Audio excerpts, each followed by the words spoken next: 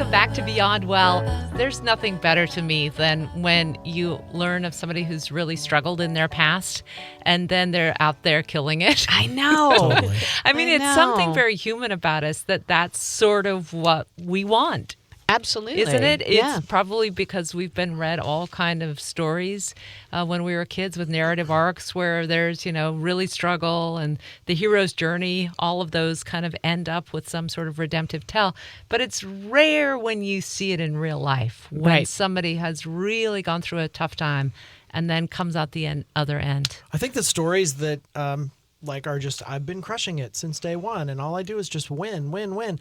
We don't like those stories. I don't really like those people very much. I actually don't believe those exist. Right. Well, and I think that's why we don't like them is because they're so unrelatable. Bullshit. Yeah. So welcome back to Beyond Well. I'm Sheila Hamilton along with Drs. Brian Goff and Dr. Jenna Lejeune. It's so good to see you guys. Nice to see you. Good to see you. And we're welcoming one of those stories today. Rei Scozylakas is with us in studio. And Rei has a story that I think many people, especially living in the Portland area right now and concerned about homelessness, are going to want to hear. So welcome, Rei. Thank you. Thank you. I just want you to start. First of all, we are going to be using pronoun they, them. They, them, yeah. Yeah, and if I falter on it, catch me and make me stop and start over because I'm really trying to get that right. That's awesome, yeah. And also, just because so many people don't know the story as I do, start from when you really began struggling.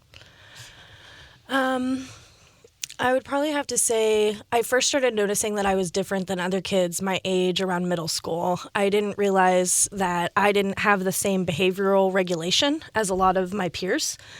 So in situations where somebody would be frustrated, I would be about to throw something through a window and when they would just be kind of slamming down a pencil. And I didn't quite understand what that was. So I didn't really fit in. And that's when I started kind of turning towards doing drugs as a way to cope with not fitting in and not understanding what was going on in my own brain. So by the time I was really young, I was doing a lot of heavy drugs, including methamphetamines and spending time out on the street because it was unsafe for me to be at home with my family around my young brother and sister. My family is very close, but at the same time we knew that we needed to protect them from sort of the evils that drugs and struggling with mental health, undiagnosed mental health issues can sort of be a recipe for disaster. So by the time I was 16, I was already spending a lot of time outside of my home.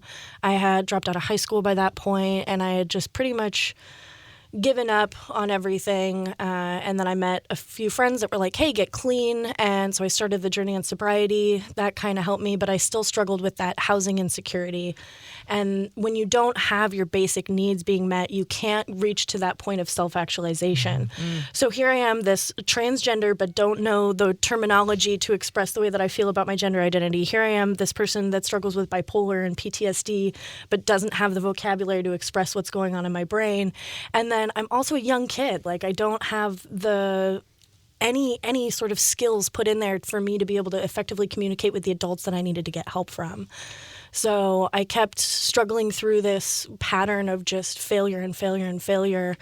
And by the time I had hit about, I think it was 21 or 22, I had decided that I had just had enough and I couldn't do this anymore. I couldn't keep living this way anymore. And I decided that I was going to commit suicide. And I cleaned up my house and found a new home for my cat, wrote letters to my family, and I was really ready to go. I had everything planned out, and then somebody dragged me to Outside In and was like, no, you need help. And so I found this amazing place. I call it Portland's Disneyland. I went to Outside In, and I was met with behavioral health counselors, and I was met by a primary care physician, and they got into the nitty-gritty, and they didn't just see me as this failure. They didn't see me as this homeless person or this former drug addict. They saw me as Rei, this person who needed help, and they weren't going to let me go without it. I wanted, you packed so much information into such a short period of time. So I want to break down a little bit of it if I can. I think a lot of people don't understand why young people who are having problems with their behaviors and impulses turn to drugs. What was it that methamphetamine did for you that allowed you, even in that moment, to kind of calm down? It was the the camaraderie that I had with other people that were struggling, that we were all kind of in this together. And the other thing is I come from a family of large people. We're big-bodied people. And I was living in Orange County, California, which is a very cookie cutter kind of place to live when you are very much outside of the box. Right, And that was another thing is I was like, oh, you mean I can go 2 weeks without eating and drop 30 pounds? Like, sure, why wouldn't I do this drug? There was a lot that went into why I personally did drugs. It wasn't just because it was there. It was given to me by an adult that I trusted at a very young age. I thought that I was buying weed, and they gave that to me on a CD case and said, well, you paid for it, so you can have it. And that was the beginning of that journey. Wow. Yeah. So the years spent kind of in and out of street life were, I imagine, pretty harrowing, because it's not like even when you get in with another group of kids that you become safe, especially as a person in a body, a young body. There's always the chance of victimization. So did you have multiple victimizations when you were on the street? I did. Yeah. So what I'm trying to get at here is the way that the cycle gets worse and worse and worse, because the drugs end up making you more of a victim. You're now in with a group of people who recognize your ability to be victimized. And so it's like I'm trying to counter a lot of the misconceptions that regular people have when they look on the street and they see kids who are homeless.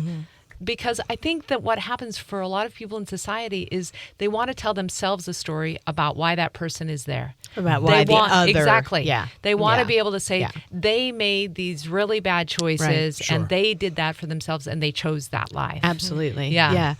Yeah. I think one of the things, can I just jump in Yes, there? please. Yeah. So, Ray, one of the things I was resonating with that I really appreciate you brought out is kind of the desire for belonging and the sense of not belonging that can fuel us making decisions that in the long run aren't good for us. But if I was thinking about what you were talking about there, Sheila, like all of us can connect with that desire to belong. Like that is such an ingrained part of all human beings. And if we feel like that we don't belong in the cookie cutter world, or we don't belong even in our own bodies, or we don't know what's going on with our mind, well, of course we're going to do the things that help us find a community with other people who are also sort of struggling in that same way. That just makes sense to me. Yeah. Absolutely. It's fascinating to me that it took Ray 22 years to find a community where they said, let's help you. Yes. That's what Yes. is so stunning to Yes. me. Yes. That But still in all of that time, there was Yes. nobody who said, hey, wait a minute, there's this program, or there's this path that you can take, or did you know about this, or did you, or maybe you weren't ready for the message. I don't know. Yeah. The other thing that I wanted to say really quickly before we move too far on is I did have a full-time job the entire time that I was on drugs and on the streets. And I think that that's an extremely common misconception that people have when they walk by somebody who's houseless or living out of a car. They're just like, oh, they're just out there doing drugs all day and not doing anything else. And it's like, no, I still held down a full-time job so that I could afford food and so that I could afford drugs. That was... Yeah, it's something worth mentioning. I'm glad you mentioned that, because, I mean, again, that is a way that we other people that are different than us, we think, oh, you're just lazy. You're just making bad choices. You're just whatever. And we don't see you as, oh, you're actually the person that's checking me out at the grocery store as Exactly. well. Yeah. And much of your life looks like my life or anybody else's life, except for a few important distinctions. Yeah. I thought it's interesting, too, that community, or the desire for community, is what got you sort of on the drugs. And it's also the thing that got you off. Right. Yeah. And that this community and belonging, you talked about going and finally getting help. And it's like, I was met with this person and this person and this person, and this community of people rallied around me. And it's like, and you roll back a few years and it's, I don't understand myself. Nobody understands me. I don't know people like me.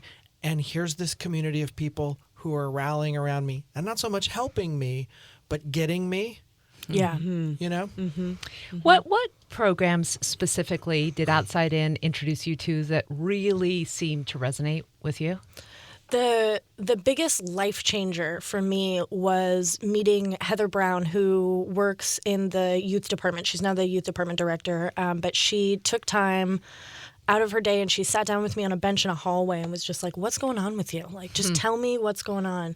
And I told her, and she drilled down, and like just some sort of magical ninja. I don't know. I don't understand how she did it, but she heard me, and then she said, "What it sounds like you want to do is it sounds like you want to go back to school and you want to get a better job."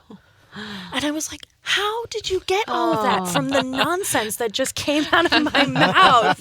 Like, I'm just sitting here like, oh, I'm broke all the time and everything's terrible and I'm tired of being poor and I'm tired of worrying about losing my housing. And she was like, well, it sounds like you want to go back to school.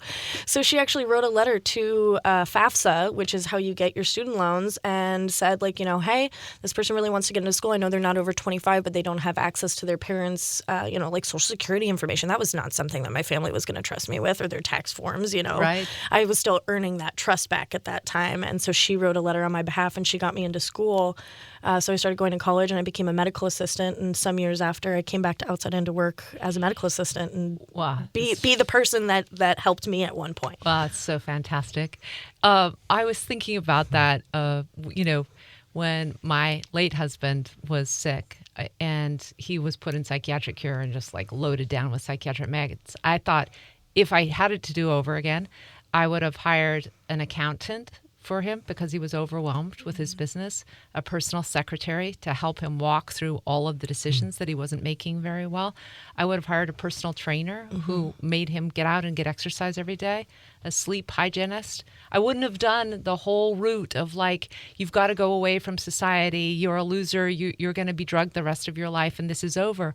I would have helped them with the concrete things that he needed to live a better life. And it sounds like that's exactly what happened for you. Yeah. It's remarkable. Yeah, there's that. I call it Portland's Disneyland because it's a magical place. Like the people that are in that building helping the Portland's most vulnerable population have something in them that you don't see in other people. And it's this selflessness and this true understanding of the human condition. Like not all of us are fortunate enough to go get psychology degrees and like truly be able to understand what's going on in our brains. So we just have to do it through experience and reading and going to seminars. And then, we have these practices with real life people. And it sounds bad to call it practice, but that's essentially what it is. Every time you talk to people, you get better and better at listening. That's so good. Because the census just came out and our homeless population is now increased to 2,800 people every night in the city of Portland living without shelter, I want you to just speak to what you see, what you think some of the trends are that are increasing this problem for us in the city. It's certainly become more visible to those of us who have homes and who try to walk around on the sidewalks and freeways. So what's happening in your mind? Well, it's definitely like my personal opinion. I don't have any evidence to support this, but I would have to say the housing crisis is such a huge thing. I mean, I have a good job now. I work 40 hours a week, and there are some months where I'm like, oh man, I really hope I can pay rent on time and it's not going to be a couple days late. The average price of like a 2-bedroom in my complex is over $16,000. So that's $800 a piece for one person if you get 2 roommates in there. 16,000 or 1,600. Sorry. Yeah. Just wanted to catch it just so that people don't go, wow, I'm not moving to Portland. No. Yeah, 1,600. So about $800 a piece. And, for somebody who's working as a barista or, in a customer service job working in retail, $800 a month is going to be most of what they make. Yeah, no doubt. Yeah. There's also, just according to the census, 50% of people self-report as having a mental health problem. Do you see that as well? I definitely, through working at Outside In and just also walking on the streets, walk down Burnside, you can see there's a lot of people that live in the city that struggle from bipolar, schizophrenia, PTSD. There's a lot of us here with mental health issues that aren't just generalized anxiety or general depression.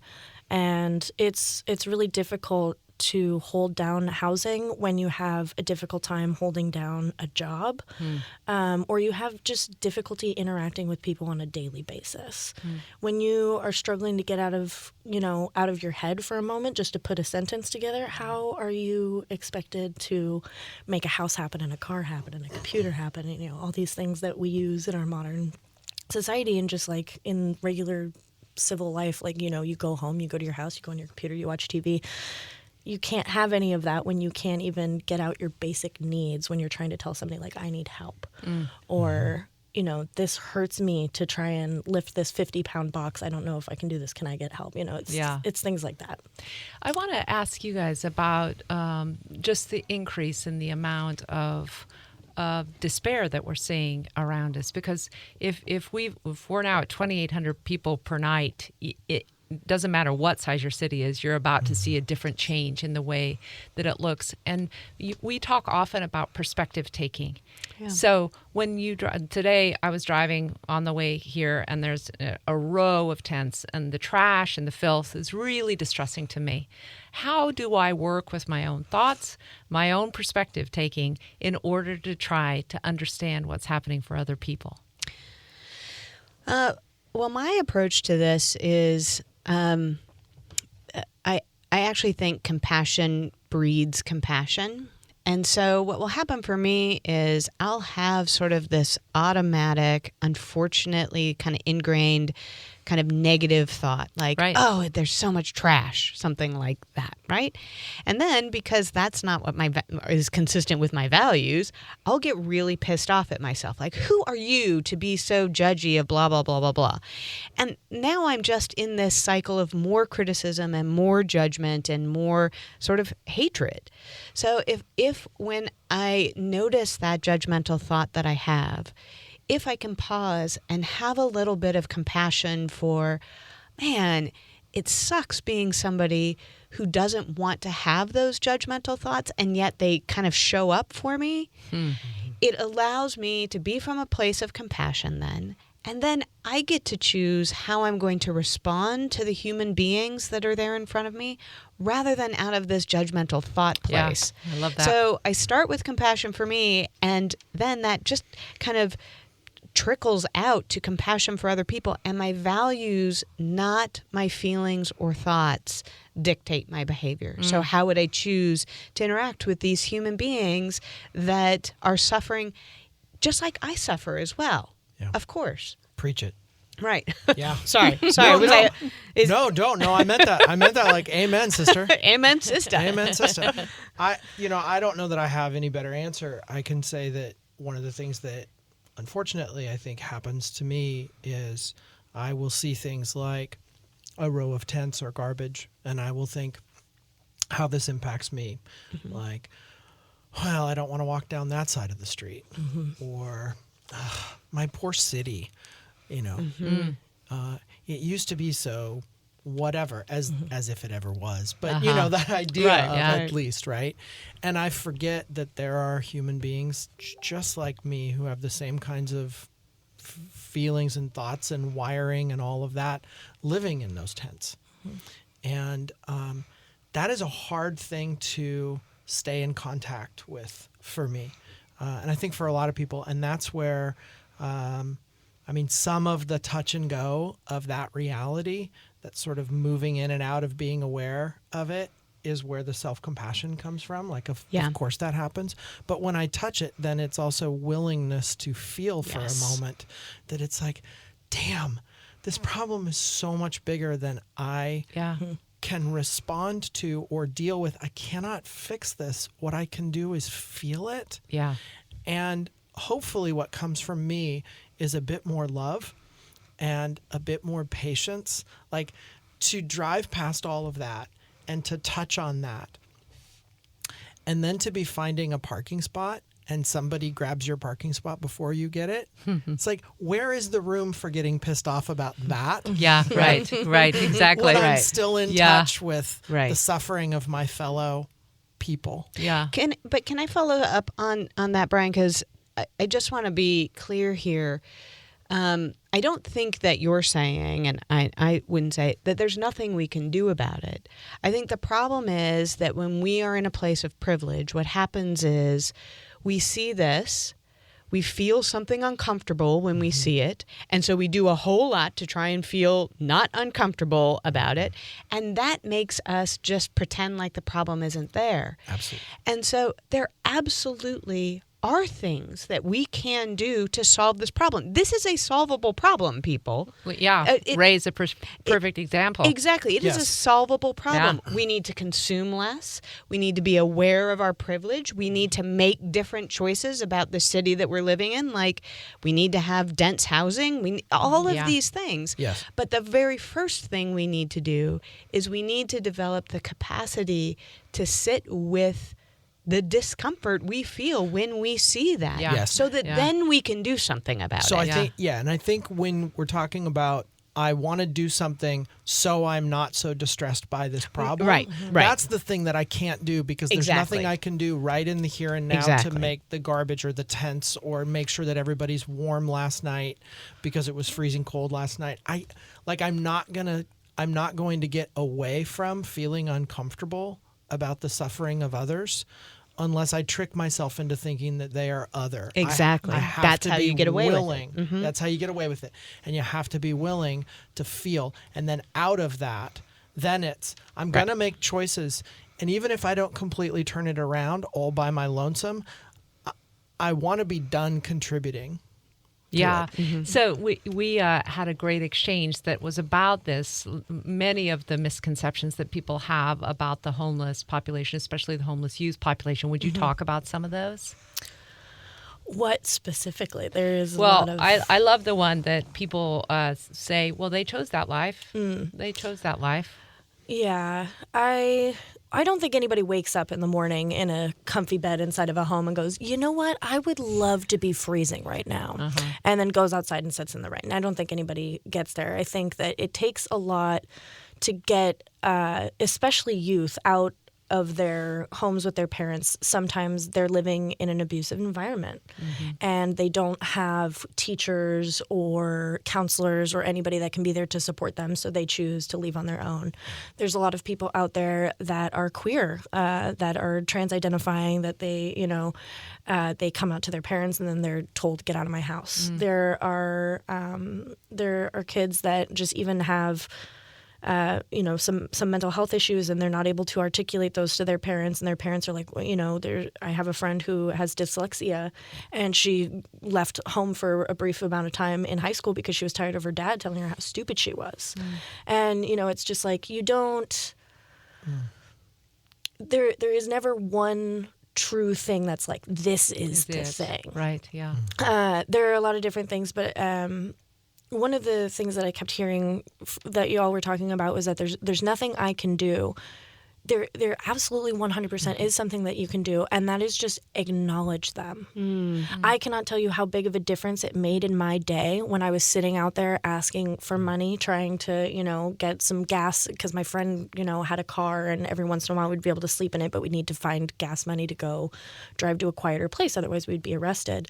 And people would just ignore you, like you weren't real. Like, if I don't see you, if I don't look at you, if I don't talk to you, then you're not a problem. And when you and I do it every day in my actual life, whenever somebody says, like, hey, do you have $1? I say, I don't carry change, but I hope you have a great day. Yeah. And it's a very simple statement. And that did make me want to clean up a little bit more out of myself. Because could you imagine just being ignored and, like, especially where it is downtown off Burnside, there's a lot of bars out there at night. I've been out there on a break when I worked at Voodoo Donut, and I had a guy spit on me and try and throw me $5, and he was just like, here, you look like you need it. Wow. And I was 21, and I was at work. Wow. But, I don't dress like a very professional person. I just wear street clothes, and that was that guy's opinion of me in that moment. And so you have to realize, whereas there's so many, 90% of the population is just going to be like, oh, this makes me uncomfortable, so I'm just going to kind of skirt by it a little bit. There is 10% of the population that is actually being very mean to the houseless lake population. Yeah, a friend of mine told me a statistic. She works on one of the vans that goes and provides really crucial toiletries and things like that to people who are houseless. And she said it's every 7 minutes that a female who is houseless is either approached or attacked physically. Like just the physical harm to women in particular on the streets is so difficult that many of them turn to methamphetamine so that they don't have to sleep. Yeah. And I just, if I can piggyback on that, when we were talking about mental health difficulties being a contributing factor to houselessness.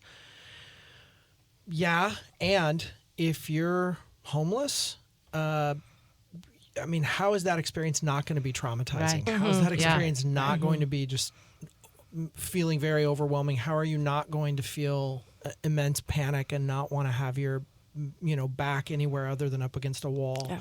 How are you not going to want to run to something to escape how you're feeling? Because it's such an extraordinarily extreme way of living in terms of pain.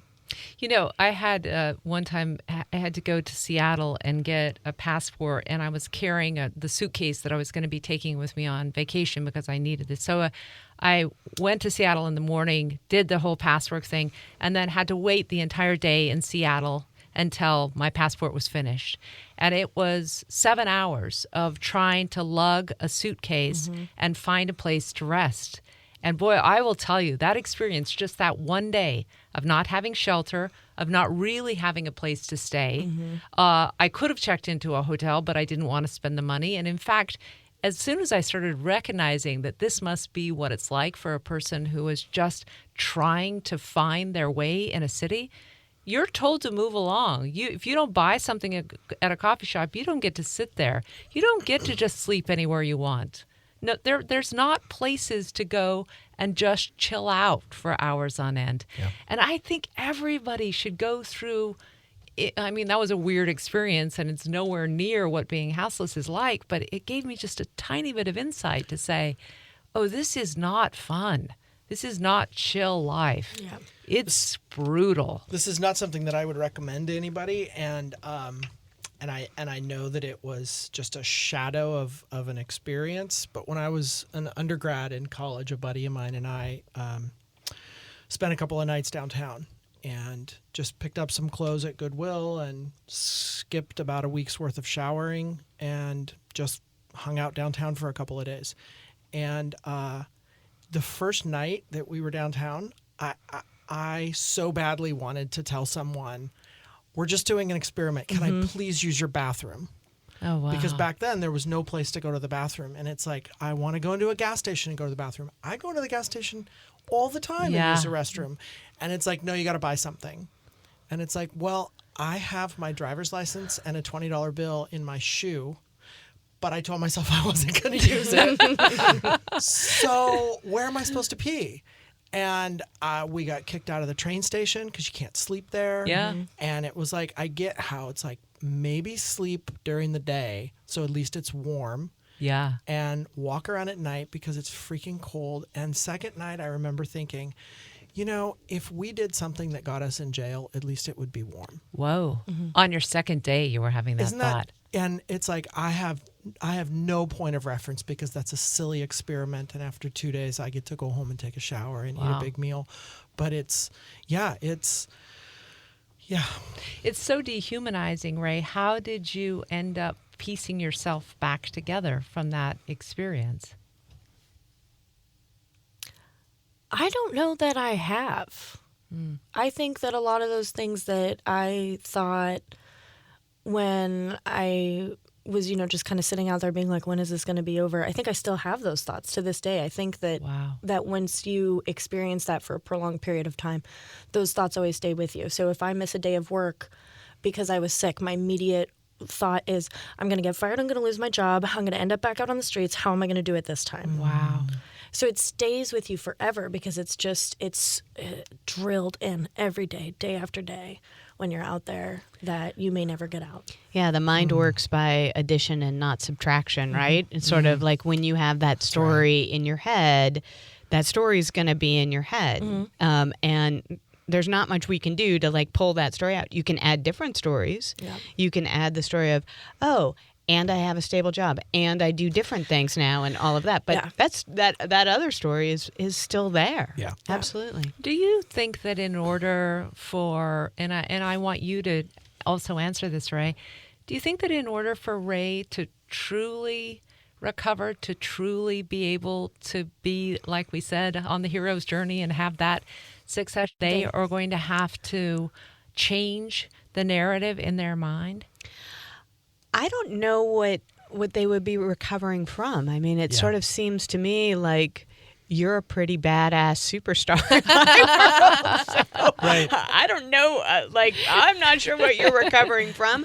If I think about what a next step in your journey might be, no, I don't think it is changing the narrative. That's not the approach I take. The approach I take kind of in my own life and when I'm working with people is adding to the narrative and creating the narrative that you want now that you are in a place that you have more resources and you have more of a community and all sorts of other things where you have the ability to pay attention to those things.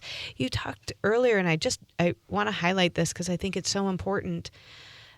Maslow had it right. Like there is this hierarchy of needs. If you are worried about who is going to kill you or assault you or how you're going to get your next meal, like, of course you're not thinking about, so what narrative am I creating for my own story? Yeah. Right? Oh, God, you're so right. Is this the right shirt so for these right. pants? Right, Yeah. right. And But it's true, though. I struggled with that even this morning. I was like, okay, I'm going to go to this interview. There's going to be like these important people there, and I'm going to show up looking like I always do. And I You're was the just most important person here. Yeah, right. I don't know where you thought you were It's going. that weird mentality that you're just like, oh, I'm not going to be good enough for the place Exactly. that I'm about Wow. to go. Like you're always stuck in this weird mentality. But I will say, like, in terms of the hero's journey, the only reason why I would ever consider myself, and it feels so silly to say it, but like a success or a successful person is because now I get to sit here and I get to talk to you and I get to share this story. That's right. And people are going to hear this, and maybe even if it's just one person gets impacted by it,